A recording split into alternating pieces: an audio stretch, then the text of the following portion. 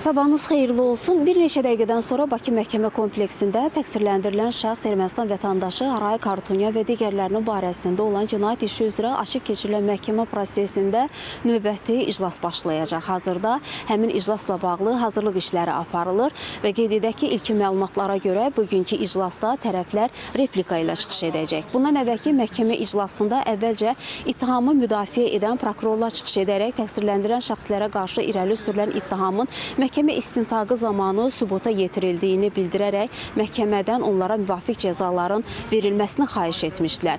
Növbəti mərhələdə isə təqsirləndirilən şəxslərin hüquqlarını müdafiə edən vəkillər çıxış edərək müxtəlif arqumentlər səsləndirdilər və məhkəmədən təqsirləndirilən şəxslərin barəsində bəraət hökmünün çıxarılmasını məhkəmədən xahiş etdilər.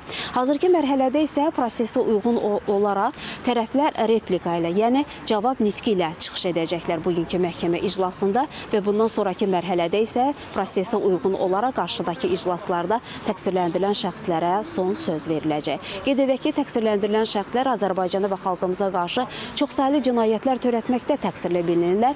Onlara qarşı Azərbaycan Respublikası Cinayət Məcəlləsinin bir neçə maddəsi ilə ittihamlar irəli sürülür. Məhkəmə prosesi açıq keçirilir və biz xəbərlərin növbəti buraxılışında bugünkü iclasla bağlı tamaşaçılara daha geniş məlumatları çatdırmağa çalışacaq deyərək sözü yenidən mərkəzə studiya ötürürük.